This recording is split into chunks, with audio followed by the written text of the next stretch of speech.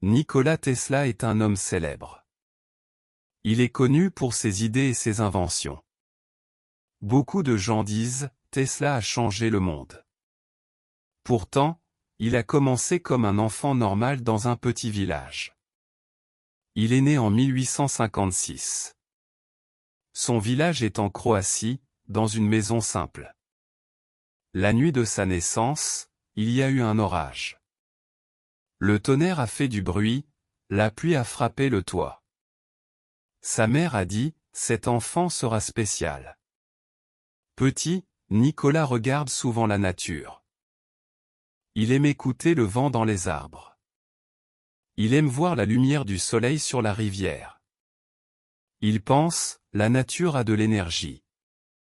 Je veux comprendre cette énergie. Un jour, il dit à son frère, regarde les éclairs. Comme c'est puissant. Oui, répond son frère. Mais c'est dangereux. Peut-être, dit Nikola. Mais je veux savoir pourquoi ça brille et pourquoi ça fait du bruit. Il aime poser des questions. Ses parents sourient parfois, mais ils disent aussi, Nikola, calme-toi un peu. Pourtant, Nikola continue à observer, à regarder, à réfléchir. À l'école, il est très curieux. Le professeur dit, aujourd'hui, nous allons parler des chiffres. Nikola écoute attentivement. Il peut calculer vite, il trouve des réponses que les autres élèves ne trouvent pas. Un camarade lui demande, comment tu fais? Je regarde dans ma tête, dit Nikola. Et je vois la solution. Ses parents remarquent son talent.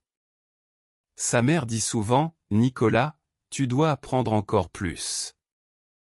Son père ajoute, oui, l'école est importante. Nikola aime aussi construire des choses.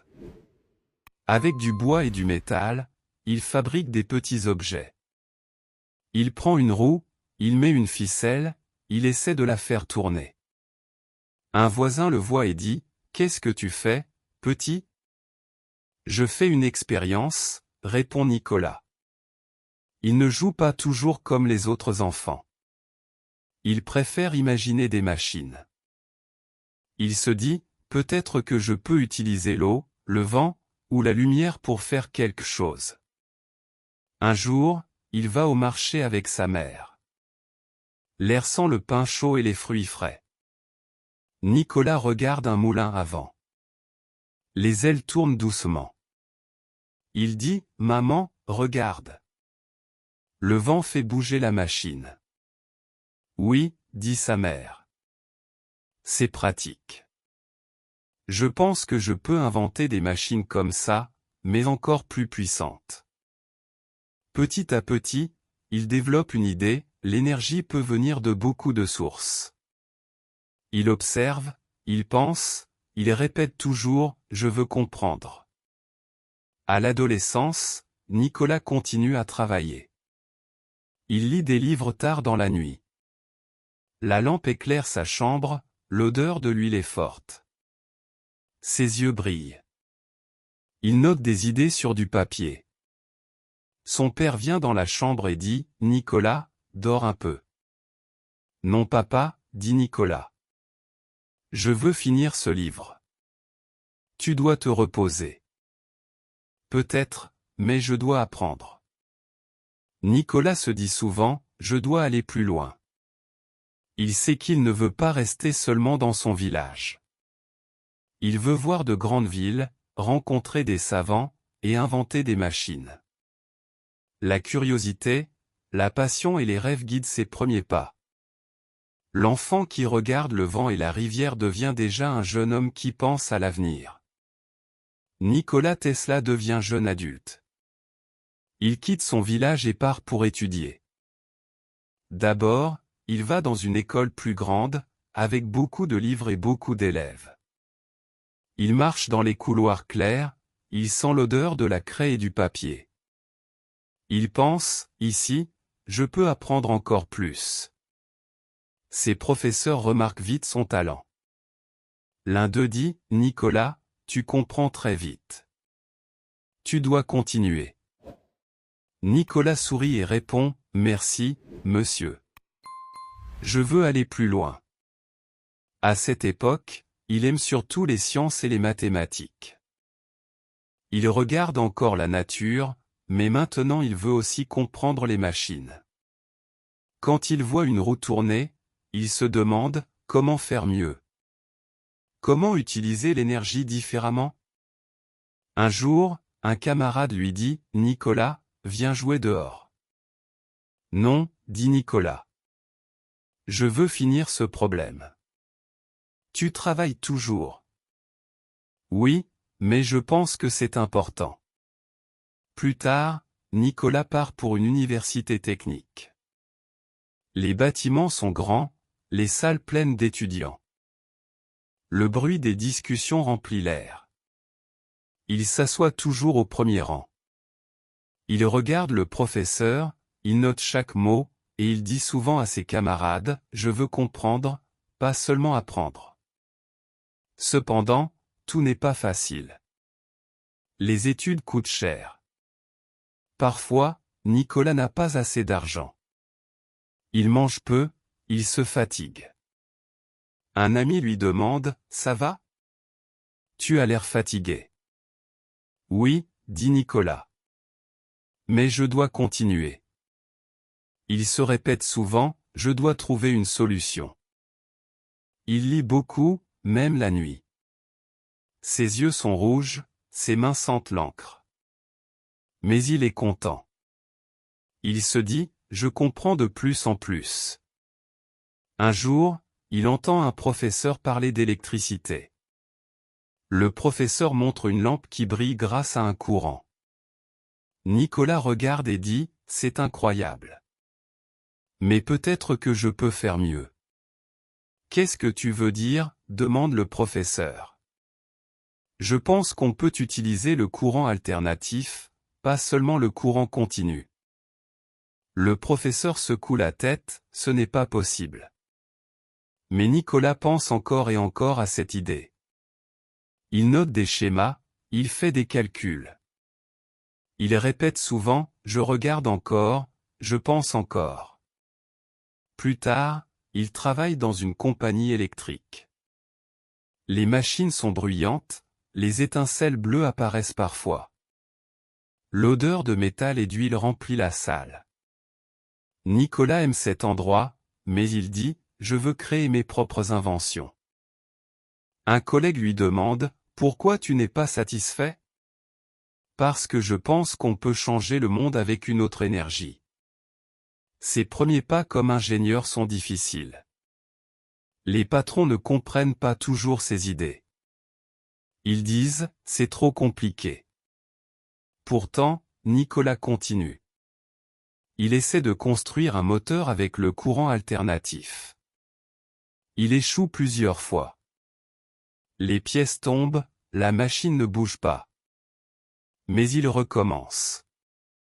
Un jour, la machine tourne enfin.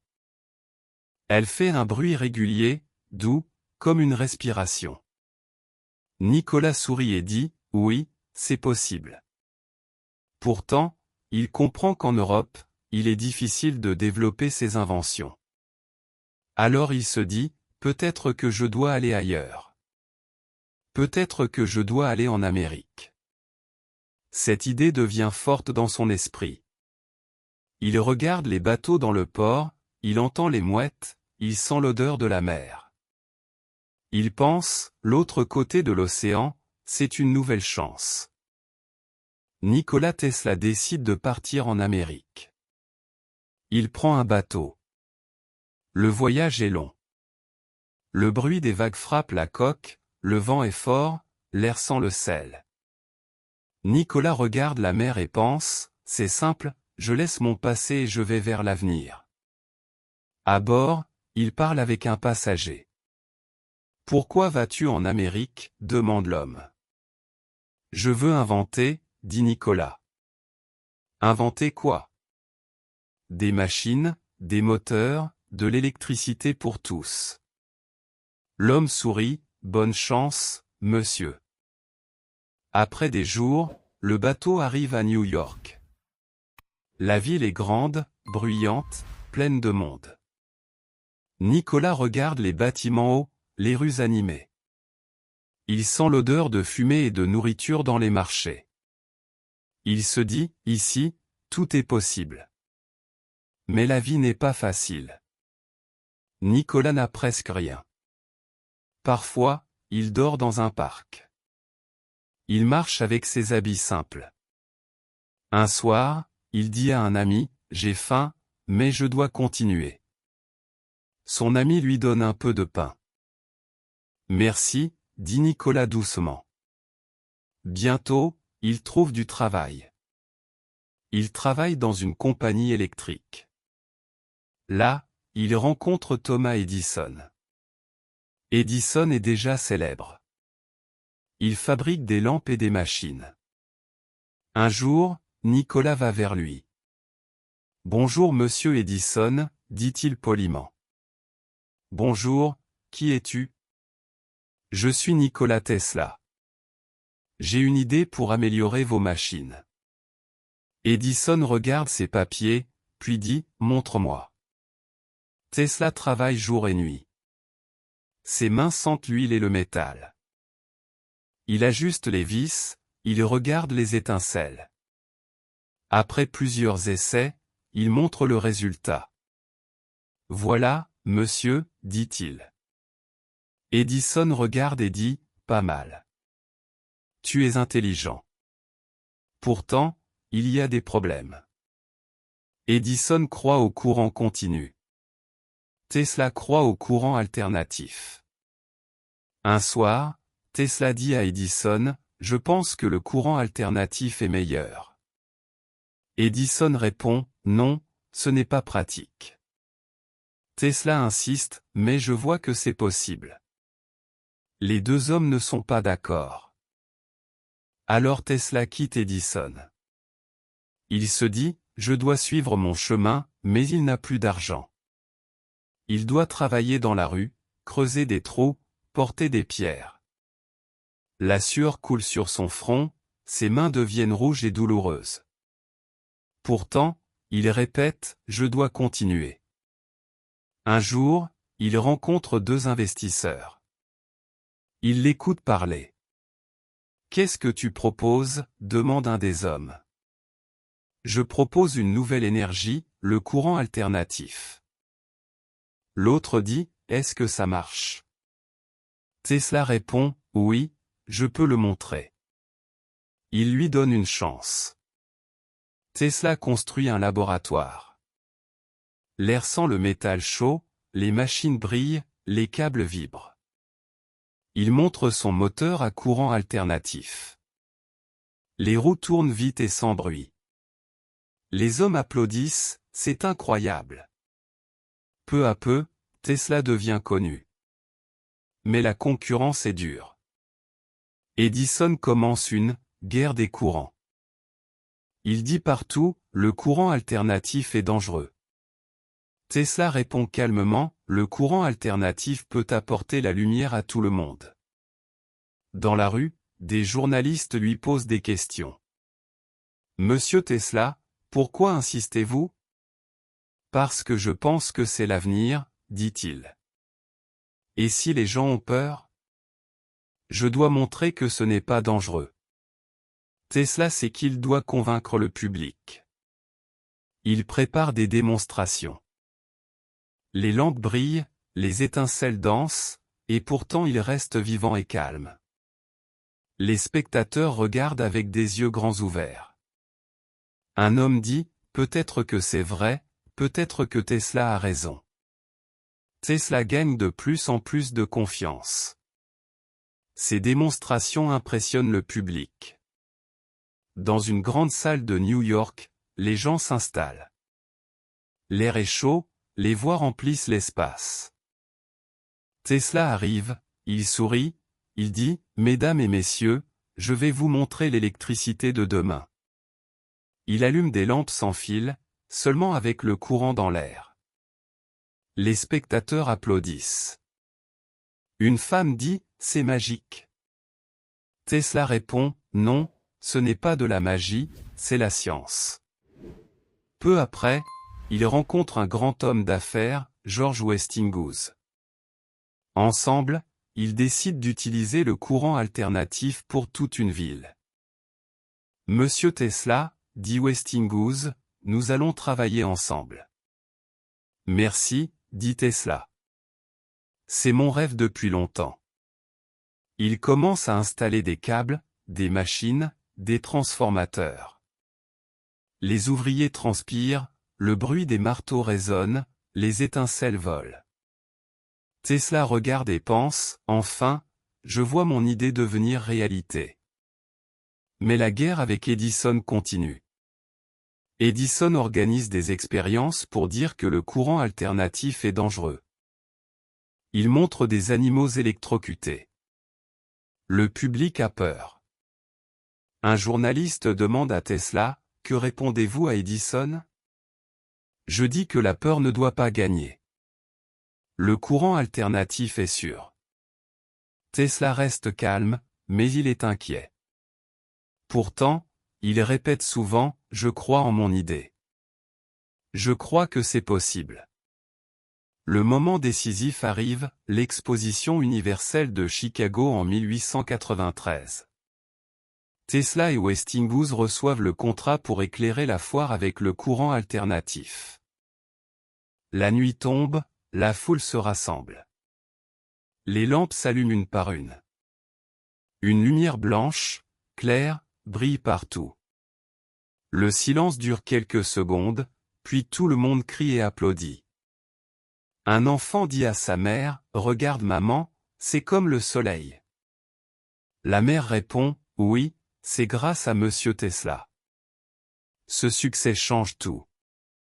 Maintenant, les gens croient au courant alternatif. Les villes commencent à l'utiliser.